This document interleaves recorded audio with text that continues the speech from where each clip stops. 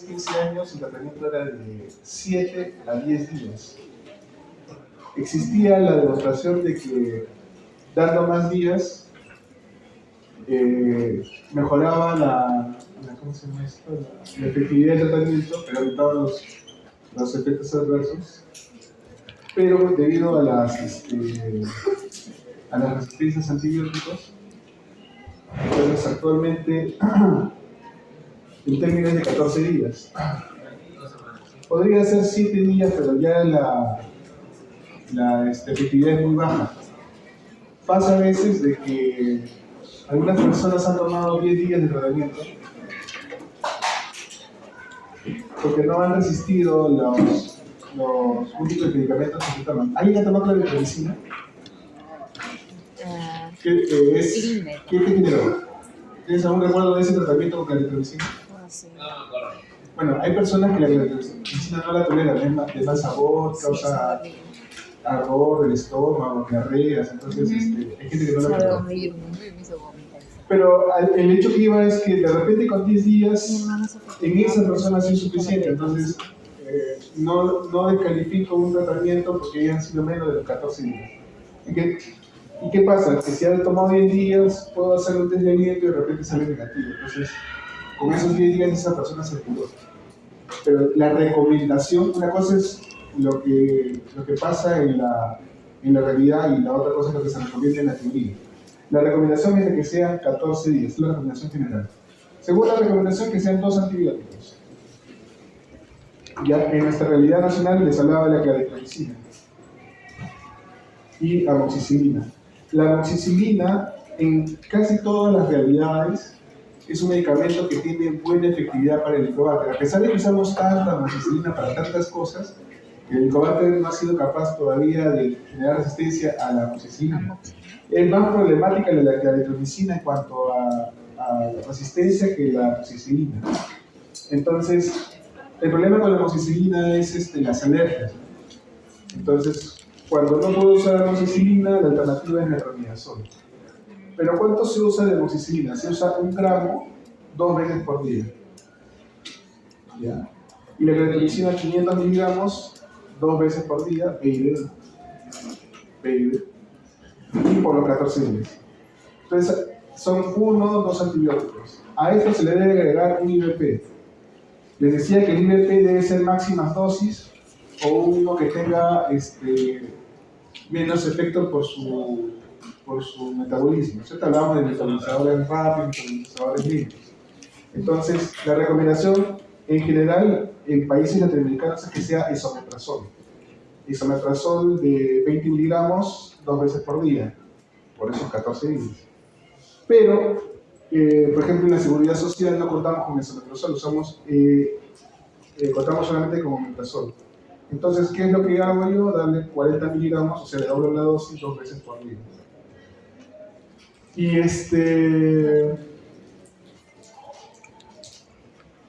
algunos estudios, o sea, sería suficiente con estos 3, pero algunos estudios recientemente indican que esto no es suficiente. Entonces a esto se le agrega bismuto. Entonces, actualmente el tratamiento de inicio es un tratamiento cuádruple, 4 drogas, 4 medicamentos por 14 días, con sus variaciones. Eso es lo básico, lo inicial.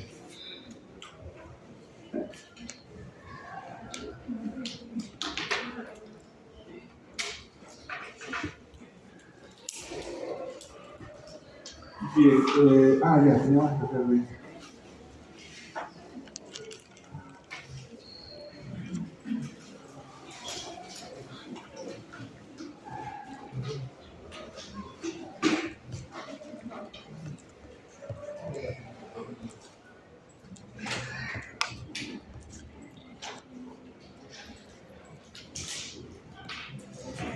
¿Alguien tiene problemas o ha tenido problemas de entrevistar a su primer paciente? Ya entrevistaron pacientes todos. ¿Alguien se quedó corto de hablar con una persona que no conoce? ¿Sí? El primer paciente que yo tuve fue en el 2 de mayo en semiología y era un joven de 15 años, un joven que había tenido un sangrado por úlcera. En ese tiempo, creo que no se hacían pruebas del microBacter, no recuerdo bien cómo era el asunto, pero el chico este estaba hospitalizado casi una semana y 14, 15 años estaba harto del mundo, no quería hablar con nadie y fue una entrevista muy difícil. Lo único que recuerdo es que era un paciente muy difícil, que tuvo una úlcera gástrica, que había sangrado 14, 15 años y que fue un trauma para mí no poder entrevistar. Pero bueno, todo cambia, ¿no? O sea, uno va adquiriendo destrezas, ¿no? Bueno, una úlcera, ¿qué cosa es? Es una pérdida de tejido, ¿no? Por efecto de una sustancia, en este caso el ácido, ¿no?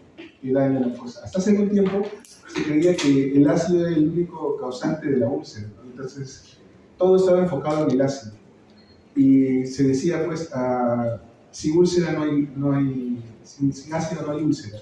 Esa era una frase muy, muy conocida. Entonces, lo que se tenía que hacer era eliminar el ácido.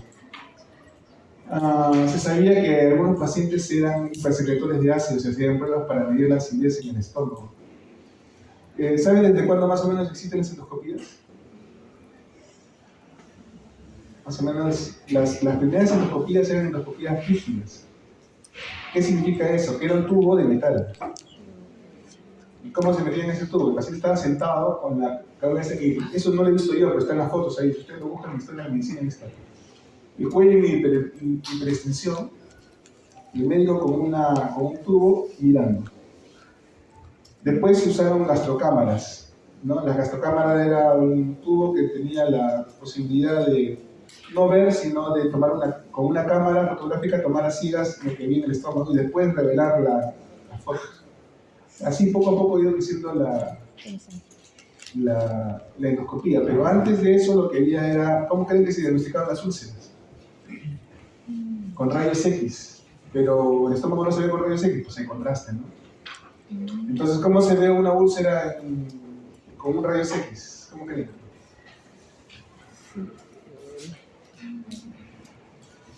A grandes rasgos, tienes el estómago, y lo que vas a ver es una imagen polarizada. Lo que ves acá son los pliegues que están cerca de la úlcera. Entonces tú ves el depósito de contraste, ¿no? Y el tipo de pliegues que llegan acá, y luego los pliegues por acá, que se ven en una placa de rayos X contrastada. Entonces tenía que ser una radiografía contrastada del estómago para poder ver. Y entonces en esa imagen lo que se veía era el nicho ulceroso. No un nicho de muerte, sino un nicho de úlcera. Y bueno, lo que pasaba era que se depositaba el bario en esta zona y eso se podía ver en la placa de rayos X. El concepto es una pérdida de tejido de la mucosa del estómago, del duodeno en todo caso, provocada por el ácido del estómago. El ácido es lo más importante. Inclusive hemos hablado que hay pacientes que tienen normocloridia o hipocloridia, pero que hacen úlceras. Entonces lo que está pasando es que hay un desbalance. Hay mecanismos protectores y hay mecanismos agresores. Y hay un balance. Pero yo puedo tener poco ácido, pero tener los mecanismos protectores muy debilitados. Aún teniendo menos ácido, este ácido puede generar úlcera en tanto que estos mecanismos protectores están alterados. Entonces un paciente que tiene gastritis atrófica, por más de que tenga poco ácido, tiene hipocloridia. Puede sonar un sinsentido, ¿no? Puede sonar raro de que tiene poco ácido pero hace úlcera. Lo que pasa es que tiene poco ácido, pero además sus mecanismos de defensa están debilitados. Y en el balance esto es más, claro, estos mecanismos están más debilitados y este poco ácido genera el daño que no debería generar en una persona normal. Entonces, por el ácido gástrico de las enzimas, o sea, no solamente es ácido, también hay pepsina, y cuando hay reflujo puede haber enzimas del intestino, ¿no? Ahora, esta úlcera puede ir penetrando capas, ¿no? Puede ir penetrando la mucosa, la serosa, la muscular, la serosa. Entonces puede haber una perforación del órgano por úlcera. Actualmente eso ya no se ve, no se ven las complicaciones de las úlceras, son poco vistas por el efecto de la medicación. Uno, los inhibidores de bomba, ¿no? Y dos, el tratamiento para el Helicobacter. Entonces, es raro ver una úlcera penetrada o una úlcera perforada. En cuanto a definición, para decir a partir de dónde es úlcera, se dice que con más de 5 milímetros de profundidad, eso es úlcera. Pero nadie mide, pues, ¿no? No hay una medición con el endoscopio para establecer que es úlcera, es más o menos al ojo.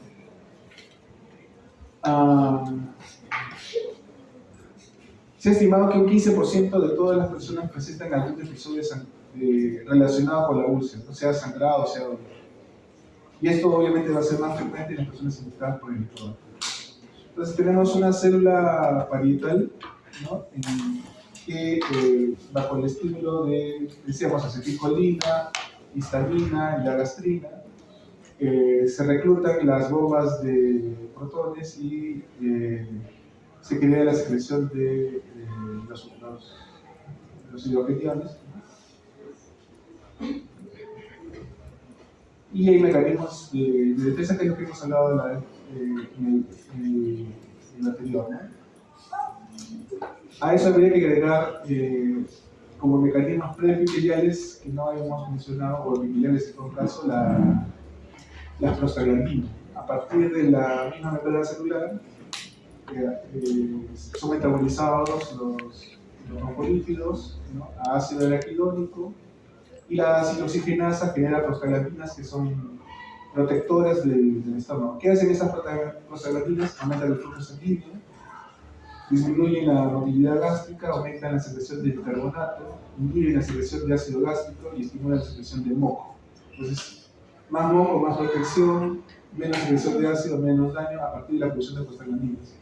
Los antiinflamatorios, ¿no? Al inhibir la COX-1, ¿no? Disminuyen estas prostaglandinas y entonces disminuye el efecto protector que ellas tienen. Entonces, la etiología de las úlceras, el ácido, la pepsina, la infección por el Helicobacter, los antiinflamatorios, las personas que tienen hipergastrinemia por un tumor, por el síndrome de Solider-Ellison, y bueno, otros factores que pueden estar asociados: el consumo de tabaco, las enfermedades pulmonares obstructivas, la insuficiencia renal, la cirrosis hepática, diabetes mellitus, la misma edad, enfermedad coronaria y el consumo de alcohol. Úlcera péptica y el Helicobacter pylori y secreción de ácido. 77% de los infectados por úlcera gástrica, o de los afectados por úlcera gástrica, y 90% de los de úlcera duodenal están infectados por el Helicobacter pylori. Recuerda que les decía que es más probable que una úlcera duodenal esté asociada con el Helicobacter, ¿no? Y las úlceras duodenales están más asociadas con el Helicobacter. Las úlceras gástricas tienen un componente o una proporción que no está relacionada con el Helicobacter, y por lo tanto pueden estar relacionados pues, solamente con otros factores como por ejemplo los antiinflamatorios o con el consumo de tabaco, etc. Pero no es suficiente que la infección por el Helicobacter para la aparición de las úlceras. Ya lo hemos visto, ¿no? Que no es el único factor, tiene que haber otros factores adicionales. La úlcera duodenal, para que haya una úlcera en la duodena, primero tiene que haber una metaplasia gástrica, eso ya lo hemos dicho. Primero en el caso de la úlcera duodenal, primero hay una colonización del antro, un aumento de la producción de ácido. Ese ácido es derivado hacia el duodeno, y en el duodeno el ácido genera metaplasia gástrica, y allí es donde en el duodeno, en esa metaplasia gástrica, se mete el Helicobacter y altera la secreción de moco, las uniones intercelulares, y esto genera daño por el ácido y genera la úlcera en el duodeno. Lo mismo pasa con la úlcera gástrica prepilórica y que pueden aparecer en conjunto úlceras duodenales y gástricas que se llaman úlceras gastroduodenales. Las úlceras del cuerpo tienen otro mecanismo, ¿no? Se genera por una secreción ácida normal o baja y se relacionan con la gravedad de la gastropatía atrófica subyacente, la gastritis atrófica subyacente, el daño inflamatorio generado por el microbiota. Aparecen estas, por lo general, estas úlceras del cuerpo, aparecen después de los 50 años. Por lo general, cuando se trata de úlceras duodenales, suelen ocurrir en jóvenes. En el caso de úlceras gástricas, debe hacerse el diagnóstico diferencial con el cáncer de estómago. Cuando uno encuentra una úlcera en el estómago, lo conveniente, por más que tenga una apariencia benigna, es tomar biopsias. Endoscópicamente uno puede determinar características de la úlcera de si estas úlceras son benignas o malignas. La úlcera es una pérdida de tejido y en el duodeno 99% que 100% son úlceras pépticas, son benignas. Pero en el estómago algunas de estas úlceras podrían ser cáncer. Por el aspecto uno lo puede diferenciar, pero por el aspecto, por el tamaño. Pero a veces uno se puede equivocar, entonces siempre es conveniente tomar biopsias de los bordes. Los síntomas que pueden generar dolor, sensación de hambre o un hambre dolorosa. El dolor aparece entre 1 y 3 horas después de las comidas, sigue con ingesta de alimentos. Estos síntomas son inespecíficos, o sea, no pueden encontrar necesariamente estos síntomas en un ulceroso. 50-90% los síntomas pueden ser nocturnos. Muchos de estos síntomas están relacionados con la dispepsia. Les decía que una situación de estrés puede generar dolor, ¿no? Puede generar dispepsia. Y entonces, en base a los síntomas, también les decía que uno no puede diferenciar si es gastritis, si es úlcera, si es cáncer o si es un estresado, por decirlo así. Entonces, hay algunas características. Por ejemplo, que el síntoma sea nocturno. Que la persona que tiene úlcera puede tener estos síntomas nocturnos y los que son personas hipersensibles o ansiosas no lo suelen tener. Los síntomas además pueden ser cíclicos porque las úlceras tienen ciclos, aparecen por temporadas. Entonces, con periodos de síntomas de varias semanas que van alternando con periodos de remisión. Además pueden haber otros síntomas como anorexia, náuseas, eructos y distensión abdominal. Las complicaciones de la úlcera pueden ser la hemorragia, la perforación o la penetración. La úlcera duodenal cuando penetra puede afectar el páncreas, la vía biliar o el colon. Ahí se pueden formar fístulas hacia el colon. Las úlceras gástricas hacia el elemento hepático o hacia el mesocolon. La otra complicación es la obstrucción. Después de la úlcera viene un fenómeno de cicatrización. Cuando la úlcera está en el píloro, esa cicatrización puede generar un fenómeno de retracción, de tal manera que el píloro se va haciendo cada vez más fibroso, menos elástico y más pequeño. Y entonces el píloro puede no tener la elasticidad necesaria como para que puedan pasar los alimentos y que se genera una estenosis pilórica a partir de la úlcera, que tiene que estar allí en el píloro. El tratamiento de las úlceras son pues, con inhibidores de bomba. El omeprazol en 30 días cura una úlcera duodenal y necesita una úlcera gástrica. Y actualmente lo de elección es encontrar la úlcera y dar tratamiento para el combate. Les decía que las úlceras pueden ser benignas. Acá hay una imagen radiológica de la úlcera y esta es la imagen, esta de acá es la úlcera, esto de acá. Y esta es la imagen endoscópica. Les decía que a veces no es tan claro si una úlcera es maligna o benigna. En este caso, esto de acá es el borde de la úlcera. Vemos unos bordes bien definidos, bien delimitados, un lecho fibrinoso con restos de sangre. Podrá medir unos 3 centímetros. Se ve algo profunda, ¿no? Algo de repente ha penetrado pues, capa muscular, probablemente. Y acá lo que estamos viendo es, esto debería ser, digamos, el estómago debería estar hasta acá. pero en realidad el borde es este de acá, el del estómago. Esto de acá es infiltración. ¿Ya? Y entonces este es un tumor que tenemos que ver que el tumor está todo esto de acá y todo esto de acá. Y esto de acá es lo que se ha ulcerado. Entonces todo esto de acá es como una mordida. ¿Se imaginan que esto fuera una manzana y todo esto es la mordida de la manzana? ¿Lo ven así? ¿Ya? Entonces todo esto es la úlcera y esta es la parte infiltrativa de la úlcera. O sea que el tumor viene más acá y se ha ulcerado en esta porción central. Entonces, ¿qué predice la benignidad o la malignidad de una úlcera cuando uno la ve? Acá claramente esta es una úlcera benigna y esta es una úlcera por cáncer. La localización, las úlceras centrales suelen ser úlceras benignas, las del cuerpo y del fondo suelen ser malignas. No siempre es así, pero estoy hablando de suele, probablemente. El aspecto endoscópico, ya vemos, ¿no? Ciertas características endoscópicas. Las biopsias. Cuando uno además toma una biopsia, el tejido normal es elástico. Entonces, cuando uno toma muestras de un cáncer, los tejidos salen ensacabocados, o sea, se salen por pedazos. Cuando hay muchas úlceras también